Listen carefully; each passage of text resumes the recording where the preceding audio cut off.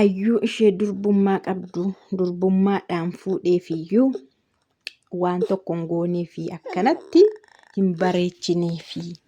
Viidiyoo Sumayyaa keessaa kaleessa daqiiqaa 27 haasofte Sumayyaan kaleessa yoo re'aakshiniis keessa gaggashiteetti garuu baay'ee haasoftee akka durii miti walitti qabdee kumtaalaan fiddee jiskaa turte jechuudha. Na ayyuun isheen gatii baay'ee Sayidoodha kaffaltee durbummaadhaanis itti heerumtee imaan immoo niitii turtee niitii dura heerumtee niitii lammaffaadha kuni waanuma fardaaf lafa walittuun dhufanii jarri dabalataan immoo ayyuu fi hawwiin ijoolleedha. Ijoollummaa qabu waan ta'eef isheen sun immoo dura heerumtee argiteetti waan ta'eef dogoggora isa duraa sana deebitee uumuu hin barbaanne.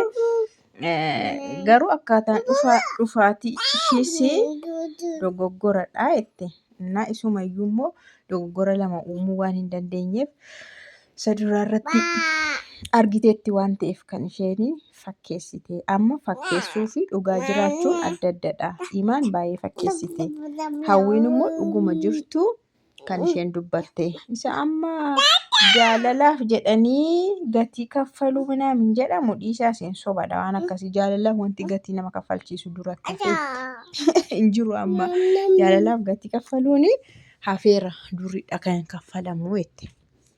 Dhugaa isheetti garuu Sumayyaan asitti duriidha kan jaalalaaf gatiin kaffalamu malee amma eenyu gatii jaalalaa beeka? Mee isin keessa eenyu gatii isin jaalallee keessa yookaan abbaa manaa keessanitti jaalalaadha jireenya dhattanitti dhamaatanii bakka isinii kenneera mana isin irratti hin gurguranne isin irratti hin fuune kanaaf dhugaa jirtu isheen kun jaalalaaf bara ammaa kana keessa gatii kaffalu kan jette hin barbaachisu kan jette sirriidha. Innaa ayyuudhaa fi Arabiyaa majlisii amma nama lalata xiqqoo tokko kan inni mana ishiitti bitee fi ishee kabajaan isatti heerumte. Isheen kun immoo akkaataan dhufaatii isheeyyuu baay'ee nama dhibaa. Yeroo darbe yeroo waa'ee imaan dubbatu dhiisii hin dubbatiin cubbuun dubbatiin hin daffaramte hin gudeedamte naan jechaa turtan yoo gudeedamtes Sayidumatu gudeede isumatu sassaabee furate ammasii. Hin obbaafatte bare amma kana walitti qabdee isa gubatte haasofti. Isa gubatte haasofti jechuudha. Na ani hawwiin hin gowwoomsamte imaanii fi Sayidooni walii galaniiru duruma wal beeku. Sijammar imaanii dur beekti jette. Durayyuu Sayidoo beekti amala isaas beekti waliis hin galu durattu baay'ee walii galaniiru. Hawwiin immoo haaraadhas ijoolleedhas hin beektu. Dhugaama jirtu isuma keessa ishee jiru haasofti malee isa isaan walii galan kana hin beektu jette. Kanaaf qumaara irratti taphatanii hawwii irratti akka kana hojjetanii jette. Innaa kanaafiyyuu taa'aa na ilaalaa jette dhumarratti immoo taa'aatii na ilaalaa yoo imaan haati mucaasaa jette. Yeelijuu innaatette haati mucaasaa yoo isheenii Sayidoo dhiiga hin boossisne Sumayyaan maal jette naan jettu. Taa'aa dhiigaayyuu waan isheen gootu hin agartu dhumarratti. Kanaaf walii galaniirus immoo waan ta'eef yeruma sarpiraayiziidha jedhee gara manaa fiduyyuu sabdee jette waan beektuufidha. Wayyaas taanaan immoo yoo miicite Ramadaana keessa akkoo durayyuu achumatti fuxurii faxxaraa turanii. Garuu guyyaama tokko akkas akka imaaniif immoo wayyaa miicuun iyyuu noormaaliidha jette.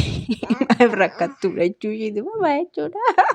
Yoo miicite iyyuu noormaaliidha isheedhaa fi bakka akkaataa isheen itti ibsite naan gallee inni akkasitti gubannaa ishii fi inaaffaa ishii Sumayyaan gadi fiddee wakak gadi goote jechuudha. Sayidoo fi hordoftoota Sayidoo irratti jechuudha. Uummanni akka dhaga'uuf jechuudha. Innaa namoonni baay'een jechuudha.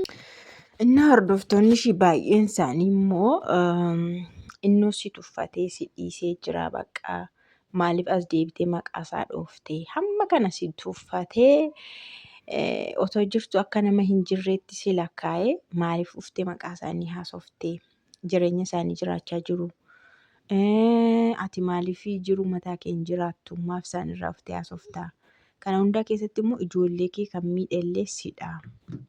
Saayidoo jechaan ooliin dhugaa dubbachuudhaaf Saayidoon baay'ee miskiinadha. Argineerra jedhan.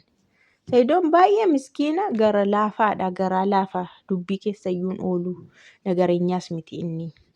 Kanaaf ati immoo inaaffata akkana si godhaa jira. Bakka kanaafiyyuu jiruu mataa kee hojjedhu. Gorsuun kadhatu baakkish jedhanii adiraa kee maqaa isaanii dheenaa jiraatu. Baqaatis ijoollee kee miitemti. Ijoollee kee miitemti.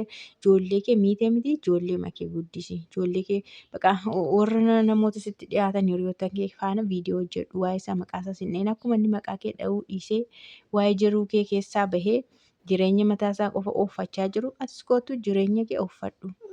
Waan barbaadde hojjedhu. Waan barbaadde ijoollee kee faanas haa ta'u hiriyoota kee faanas hojjedhu. Bakka dhugumayyuu imaaniin immoo haadha manaa sirrii argateera. Piroovii godhuuf isa isheenii durayyuu wal beekuu walii galanii fakkeessan manaa min jettuuf jedhanii maal jedhuuni imaaniin dhuguma argate haadha manaa miskiina argate mucaa miskiina argate warri duraa hundi isaaniiyyuu hin ta'ani maraattotadha.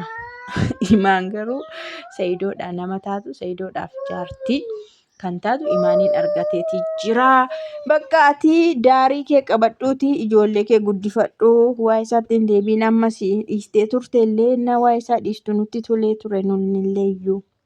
Waa'ee Saayidoo haasa'u yeroo dhiistu bakka Sumayyaanis of dhaabdeetti jireenya ishii jiraataa jirti. Isa jala deemuu dhiisteetti isheenis. Jennee turre garuu naanni si dhiisu immoo atis dhiisuu qabda. Dura yeroo inni si faana deemee si barbaade si faana fiigaa ture jalaa fiigaa turte jalaa badaa turte amma immoo bakka dadhabnaan dhiisee si irraanfate atis dhiisii irraanfadhu irraa hafi jedhaniin.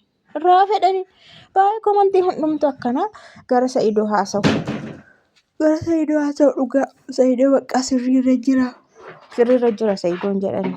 Sirriirra jira bakka nama didee maal godhuura hin ajjeesa moo hindha maal godhu dirqama shugguxiitti qaba inde wanti federaalaan barbaachisee akka fidee manatti gashee wajjin jiraatamu maal godha sirbi gidduu hin jiramu fedhii ishii miti hin barbaadutti okkattee maal godha moo akka inni xaxamee taa'u barbaadde bakka manfasii Sumayyaatiin qabame hafuura Sumayyaatiin qabame Saayidoon dadacha'ee maraataa ta'e of wallaalaa ta'e golatti galee akka taa'u gaafa Sumayyaan dhuftu immoo akka dammaqu kana barbaadde ture. Hijiru dhigaa hijiru jedhi amma